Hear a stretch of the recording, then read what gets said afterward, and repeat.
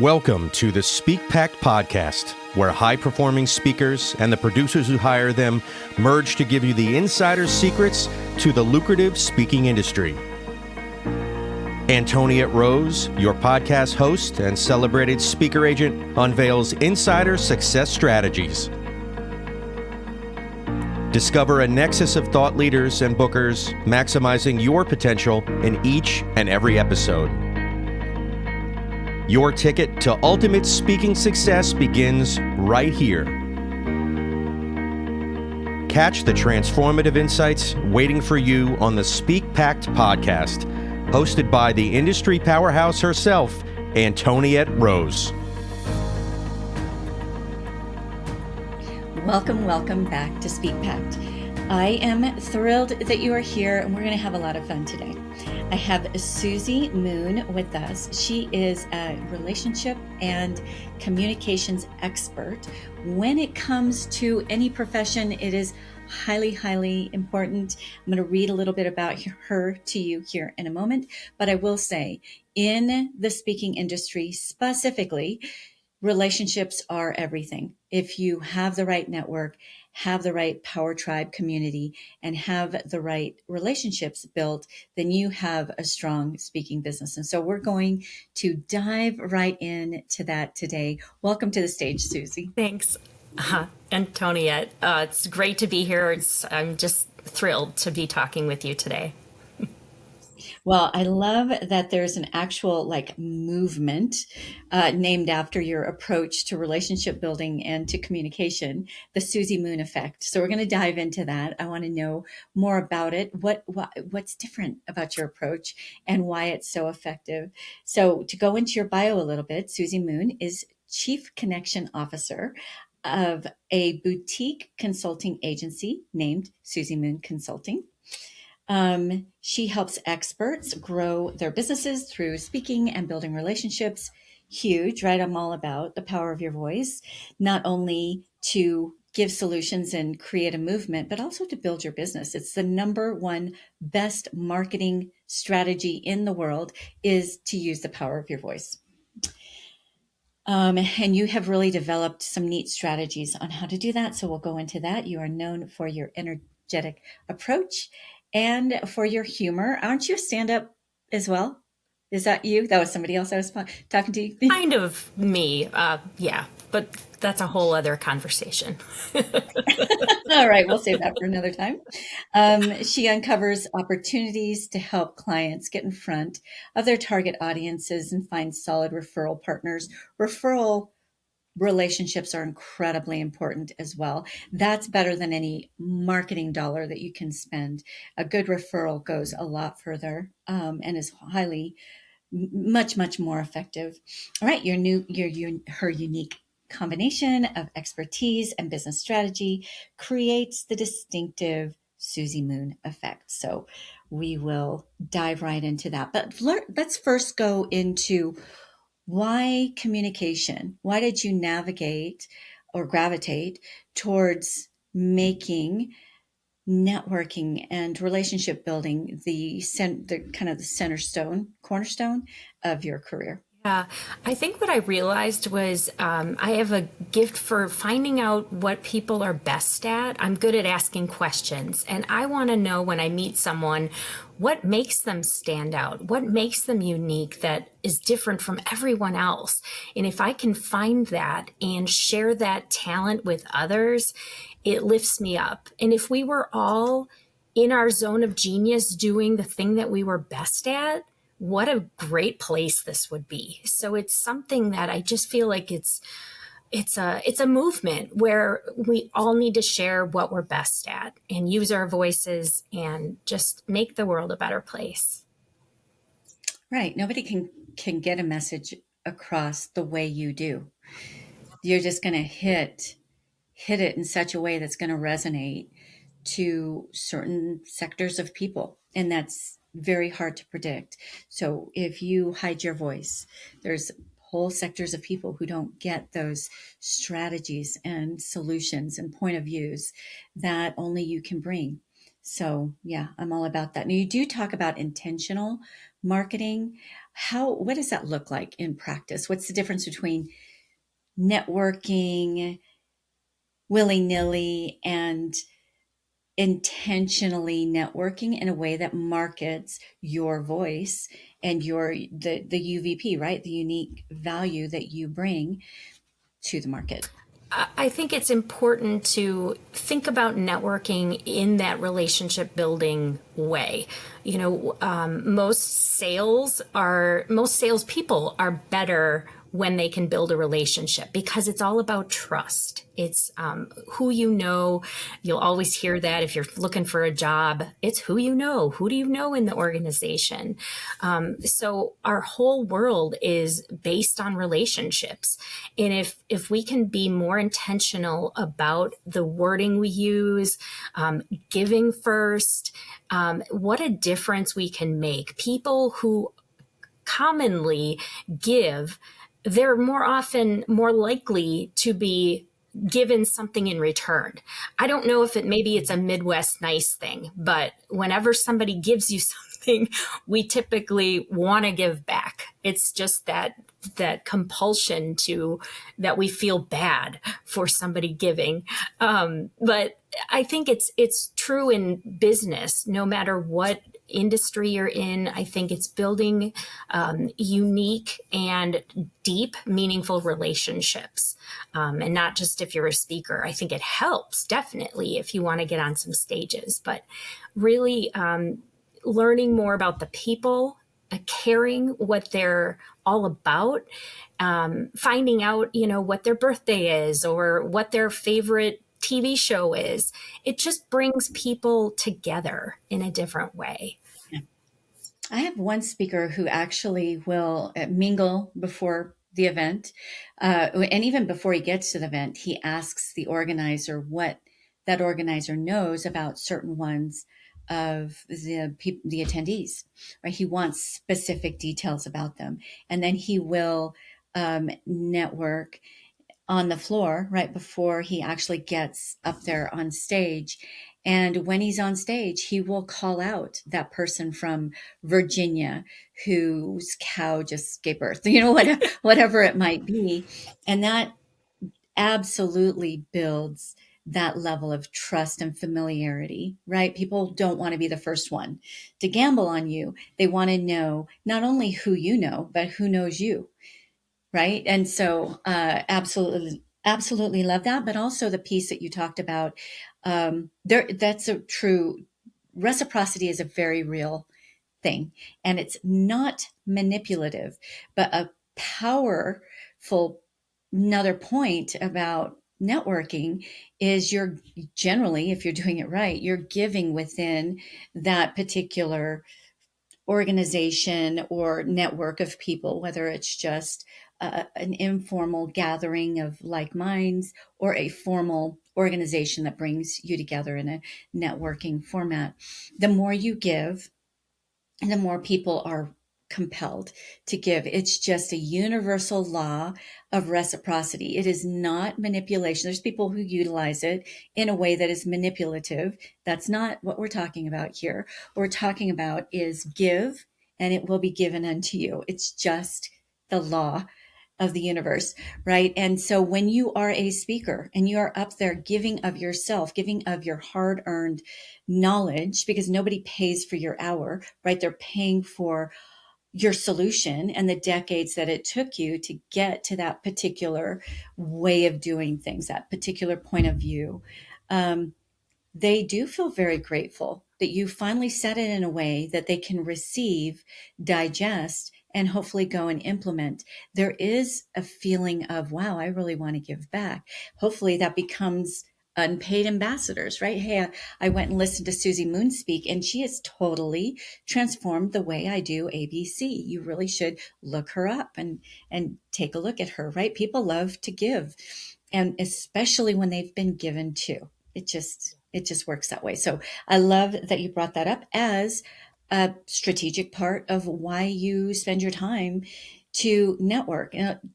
Let's talk about this. Like, we want to build key relationships within an organization or an industry, right? A field of expertise. There's no shortage of networking groups out there. What's the difference between just joining a networking group and basically wasting your time? Because there's a lot of time sucks out there as well. There are people who just want free information, so they go to these networking groups to suck as much out of you as they can. That's not what we're talking about here. So how do you wisely choose? Because we have limited resources of energy, right? Where do we put that energy into building key relationships?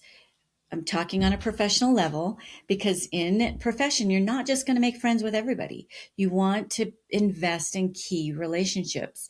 And yes, it is intentional and might kind of feel a little cold, because to choose one is kind of to omit another. But it's just the law of the land, right? Is how it goes. You cannot invest in countless relationships and be effective. You have there's a rhythm to it. How do you navigate all of that? I had a hard time doing that when I first started my business because I love to network. So what I learned was I had to decide, do I want to be in person or do most of it online? And I'm still half and half. I do quite a bit of in person because I love giving people hugs. After COVID, we just wanted to hug people more often. Right. But it's a matter of there's almost two approaches to it. You can find a networking group that has your either target client prospect in there, or you could even do it finding the right referral partner. So if I were to be a financial advisor, and it's hard to get clients because you really have to build a relationship, I am going to look for the best referral partners. Who's already in front of that target audience that I can become connected to, that can be a center of influence for me. And they'll talk about me in the rooms that I'm not in. So I try to figure out what my goal is. Am I looking for sales or am I looking for more referral partners? I also want to make sure that the vibe matches my vibe. I want to feel like I belong and I'm not, a code brown in a pool.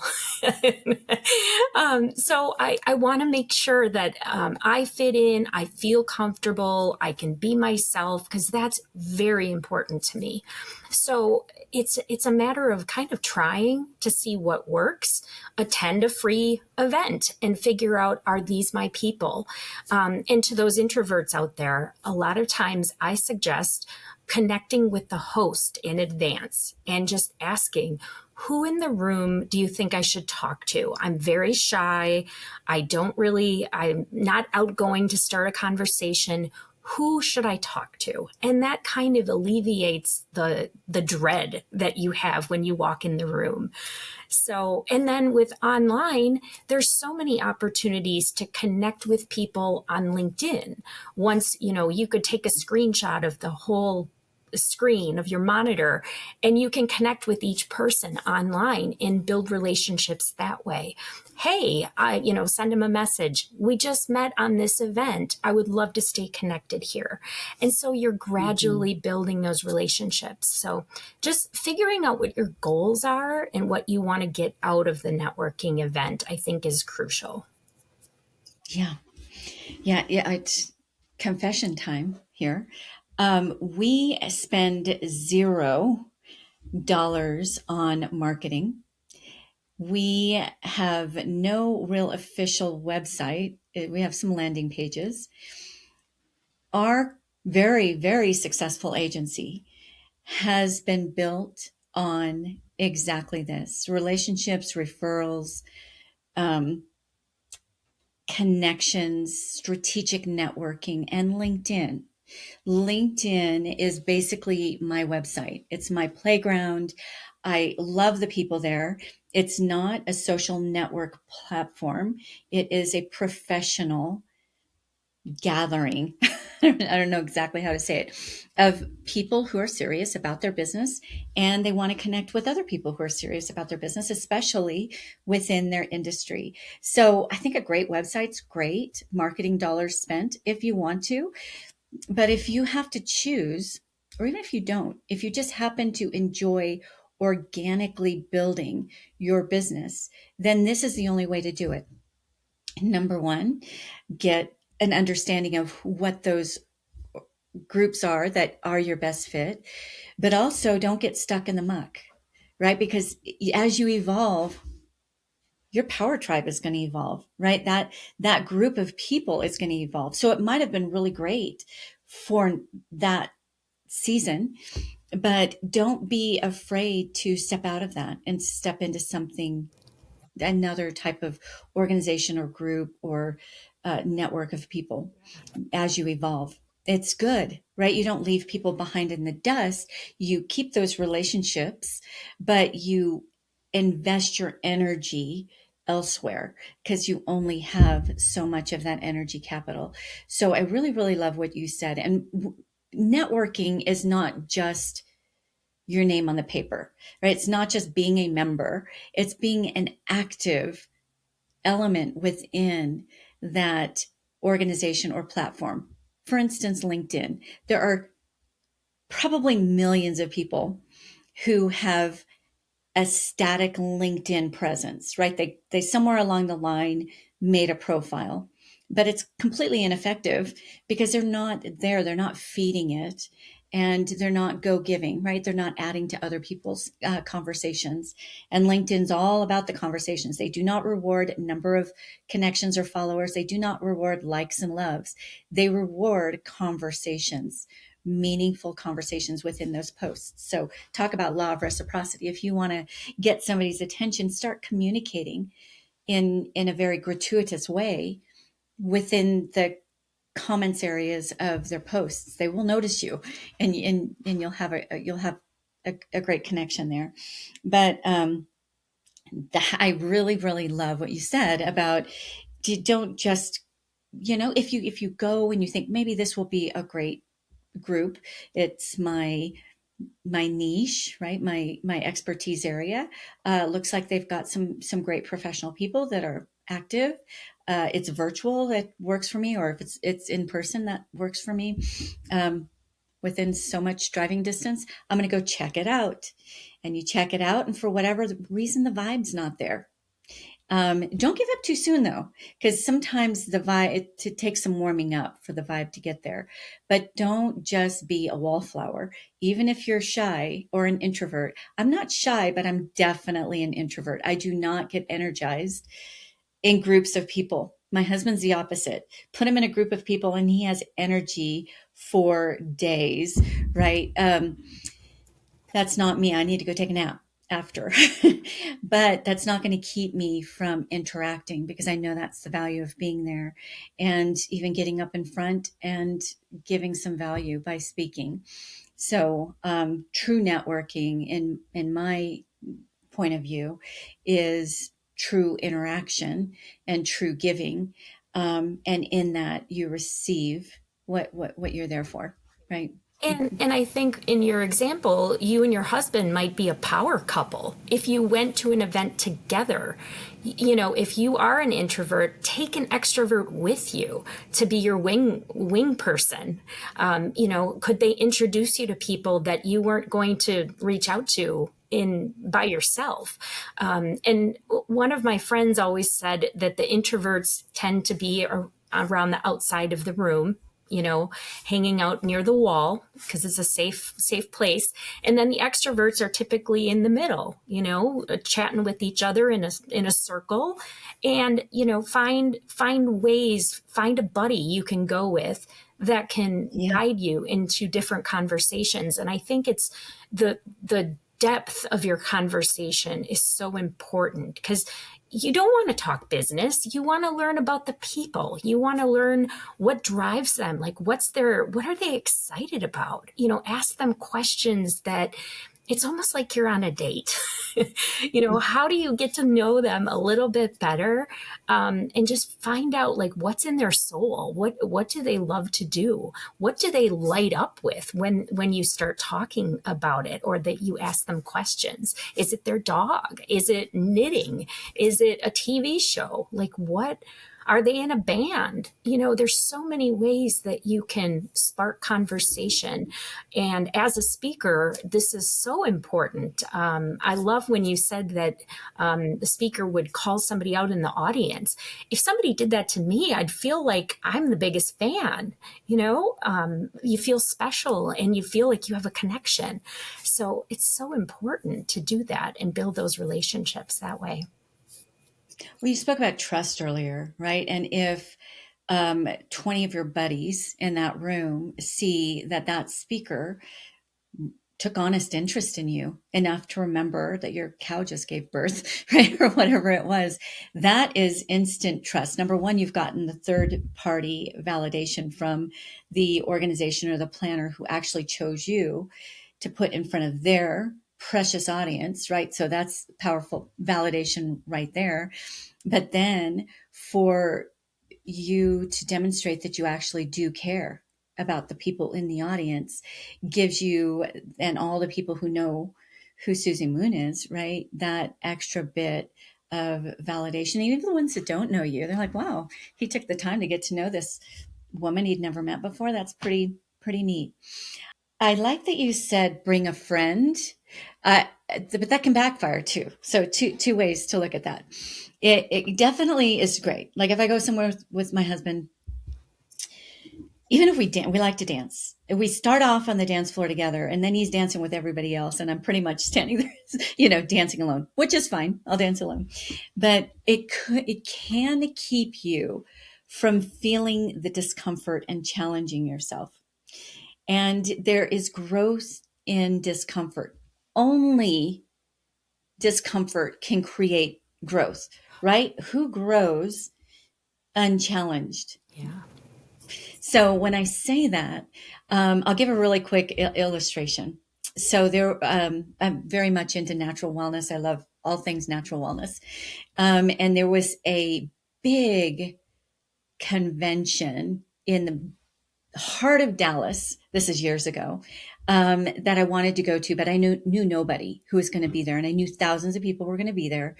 And I knew no one. It was a product I was kind of looking at. Because I was actually a marketing director for a gym at that time, and they had just brought this product in. And so it was a convention around this product. And I'm like, I'm just going to go. And, introvert me. I'm not shy, but I am introverted, and that's two very different things. Anyway, I went, and standing in line, I made myself, okay, comfortable me would have just been, please don't look at me. Please don't talk to me. Let me just get in my seat, my warm little seat. Right. And the line actually circled this hotel. Like it was like, there was no hiding, right? People were everywhere. You weren't just going to go in and get into your comfortable little seat. Okay. So when I finally got in, it was just a sea of heads in this massive conference room, and basically nowhere to sit. And I had to walk way through this aisle to get this one single seat that was kind of in the middle of this big section. Well, you know what happened? I got to talking to the people around me, which again was pressing my comfort zone. I wound up, this is no joke, I wound up sleeping on their hotel room floor that night, because I said, you're not going to go to that hotel across town or whatever. You're going to stay right here in this hotel where the event's happening. They're friends of mine to this day. It's just this group of friends that I'd met, and we've been through babies and all kinds of seasons of life together. Had I not gotten uncomfortable, right? First of all, that would have never happened. But also I did really well in that business for that season of my life. So I wouldn't have gotten to experience that. And I also learned a lot professionally about how to present myself, sales, right? Which wasn't kind of my thing, all of those kinds of things. And that all came from being willing to put myself out there, being willing to meet new people, make new relationships, network in uncomfortable kind of settings, that it all happened from there. And this group of people, it's funny, most of them they're not in contact with each other anymore, but they're very, very good friends of mine. Each one of them individually still are. And that's a richness that I value in my life.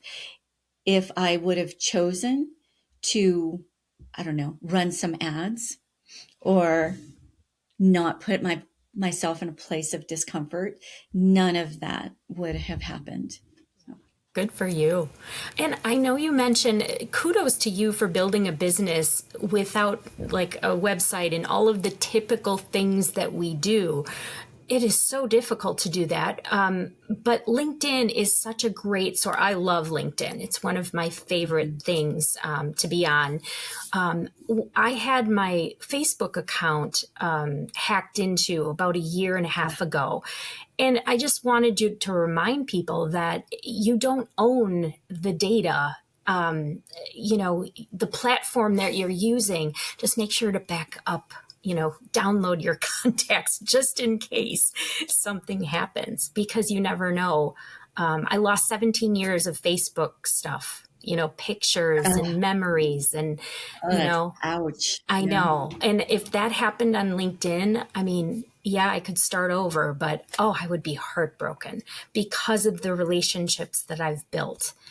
So I just wanted to mention Yeah, that. let's talk about that a little bit more because that's very, very important. So, number one, you want to move people outside of any given network or platform as quickly as you can. For instance, can we continue this conversation through email or through texting, whatever it might be? Or, hey, I've got this free thing. It sounds like you would be interested in. Click this link and then you can get the download, right? Then you've got you do own your data, right? As long as you have it backed up, you own the relationships, you own the email addresses, the phone numbers, the contact names, those kinds of things. So get in your own driver's seat, own your data, and we can dive into that a little bit more. But I do want to caution when it comes to LinkedIn. First, number one, please never try to automate relationships. It does not work, right? You can kill it with numbers. You can try to, you'll get something, but think of this, right? Let's say you're on the dating scene again for whatever reason. And you're like, well, I don't know if it's going to work out for that person. So let me just automate this. I'll try to, test out a bunch of different people and see what lands, right? That's no way to build an authentic, real, meaningful relationship. And we're talking about this industry being all about real, authentic, meaningful, sticky relationships, right? And that can only happen with the personal touch. So when it comes to DMing or reaching out to people, don't do it icky. Just make sure you're starting real conversations.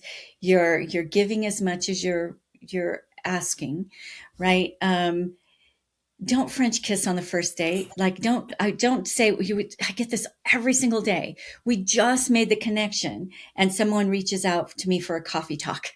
I am not going to, I'm not, time is valuable. I don't know who the heck you are. You seem nice, but I'm not going to carve a half hour out of my day to coffee talk with you. Don't you just build into the relationship, hold hands, shake hands, maybe hold hands, maybe have a meal together, just build on it organically. It's just so important. And LinkedIn is serious about organically built relationships and conversations. We talked about how they reward conversations. They also very quickly penalize you if they think you are overdoing it or automating, right? No sudden moves on LinkedIn. And I actually found this out the hard way. So I was not automating, but we were doing such high volume that LinkedIn assumed that we were automating, and they shut us down. And it was cold. no warning, shut down. It was heck to get put back up.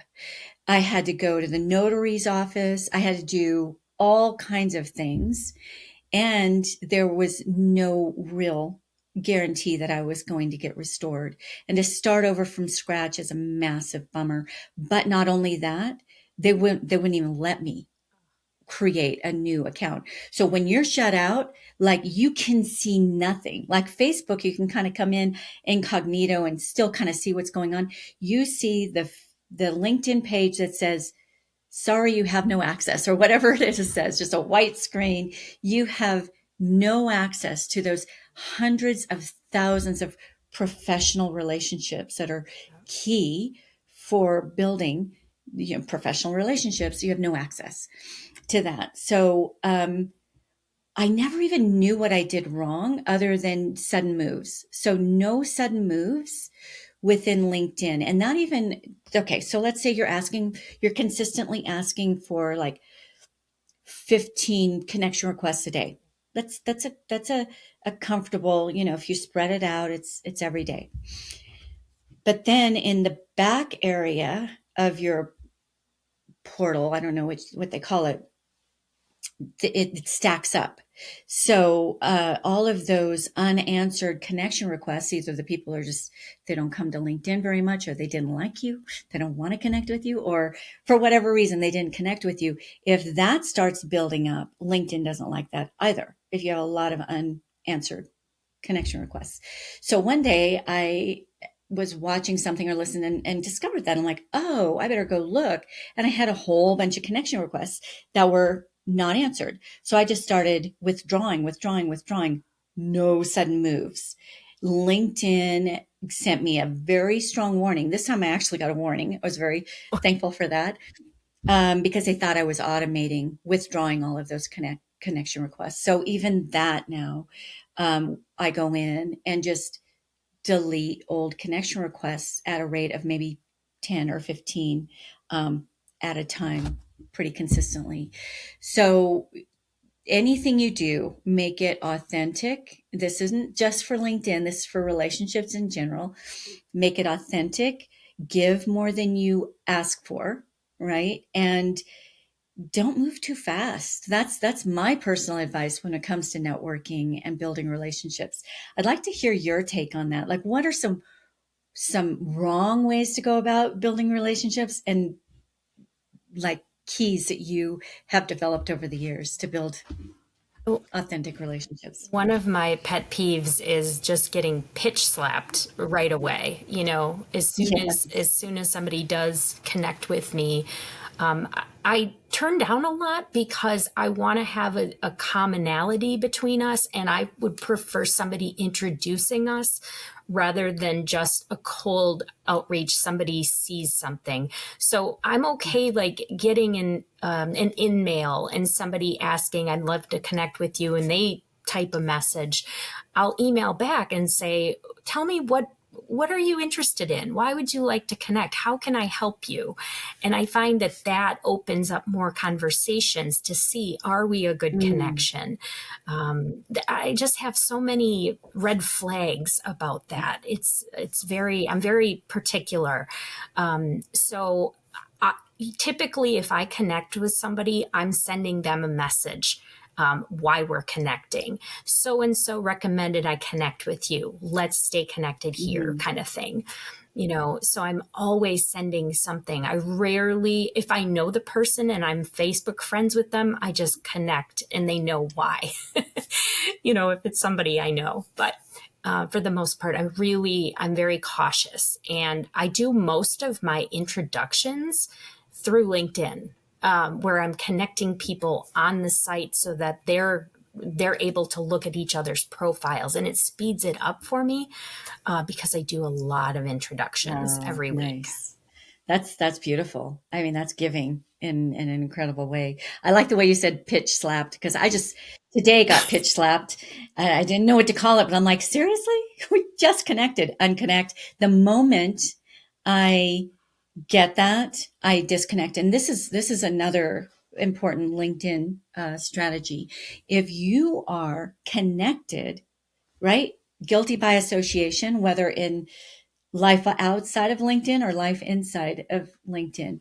If you're connected with a bunch of spammers, pitch slappers, LinkedIn's going to assume you are one too.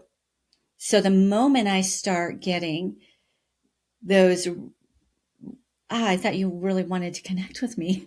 Obviously, you're not really interested in me. I will withdraw that connection, close that down pretty quickly.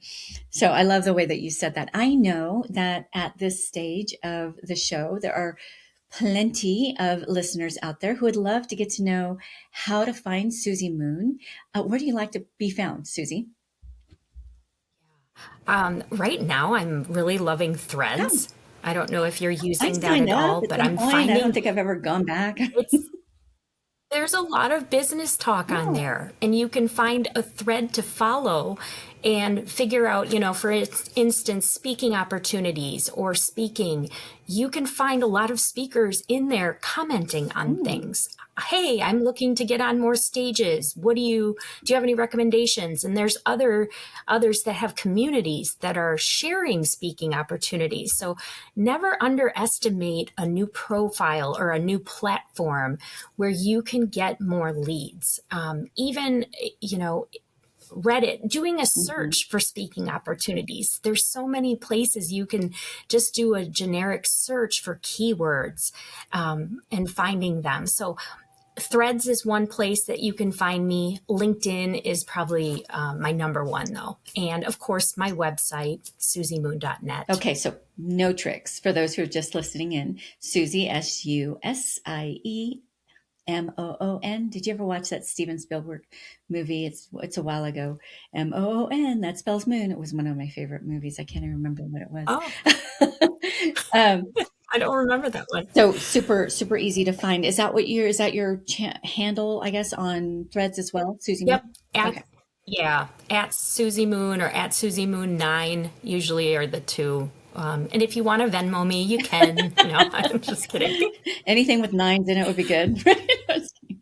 Yeah, All exactly. right. Yep. So, you know my signature question, Susie, at the end, and that is just asking you to give the SpeakPact audience just one challenge that they can easily implement today to start building those more meaningful professional relationships that are going to add value to their careers in tandem with them adding value back. So, what is a way that what is something somebody can start implementing?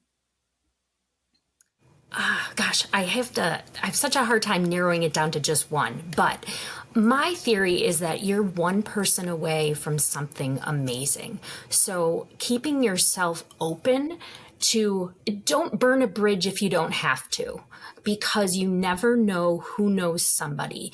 Even if you find a speaking opportunity at a school, you never know whose parents have kids in that audience that might be a CEO of a company. So just be open to the universe bringing you everything you want, and keep your eyes open. You may meet somebody at a grocery store that could bring you in as a speaker, and something amazing can happen. So just let things happen naturally, and don't turn away from any opportunity that you think could lead to something. Oh, that's such amazing advice. We had we have recently acquired another agency into our own, and with this other agency that we acquired um, came a speaker who is a very high value speaker. Is typically gets 10, 15, even $20,000 for an engagement. But there was something about this $500 engagement that compelled him to go ahead and accept. That $500 engagement has turned into strong six figures for him because of the connections that he made within that particular opportunity. And I don't do it willy nilly, right? Do that strategically because energy is a real thing. And preserving your energy is a real thing so that you don't burn out. But I love that you said that you're one person away from something amazing. I say that in a different way, and I might borrow that from you, Susie. But speakers often are like, oh, I've reached out to 500 different organizations, and I'm just not getting the gigs that I want. It's just that one connection that can turn into just open so many doors for you. Don't be the one who quits just before that happens. It's just work on those relationships and those connections, and it happens. It will happen. It just takes some time and commitment. So good. Okay, That's what I say about my prince that is coming one day. I'm just one person away from him. you got to kiss a lot of frogs, right? Hopefully, they just don't kissing them. Shake, whatever. Shake their hands. But Yep. that's really true. As long as you don't close yourself off, right? And you make yourself available, and you add value to the lives and careers of others. It can't help, just the law of the universe, right? It cannot help but fruit. But if you give up, and you have the wrong attitude, or you try to go too fast, too quick, you're gonna scare away that handsome looking prince. Yeah. All right. Okay. Well, this was a lot of fun, Susie. You are a wealth of information. I love the work that you do. Thank you for being with us and adding value to the SpeakPact audience. Thank you so much for the opportunity. I really appreciate it. And if you are going to be valuable, you need to give value. And I know that you got value out of this show. So post it forward, like it, love it, comment, give us an honest review. It helps other people find us and find this information, and that all relies on you. So that's that law of reciprocity, the gift that we ask in return is just let us know what you got out of our time together today. And we will see you soon. Ciao, ciao for now. Thank you for listening to the SpeakPact podcast. To become a recommended speaker of Antoniette's WPC speaker agency, or you are a host or planner looking for a dynamic expert in optimized performance, Antoniette would like to personally meet with you. Secure a time with her at speakerbooker.com. Again, that is speakerbooker.com. It all begins with a vision, a voice, and a pact to impact. Join the SpeakPact movement by joining our new private Facebook group at the link in our show notes. Find us on nearly every social media platform at One Antoniette. That's number 1, ANTONIETTE, or simply #SpeakPact.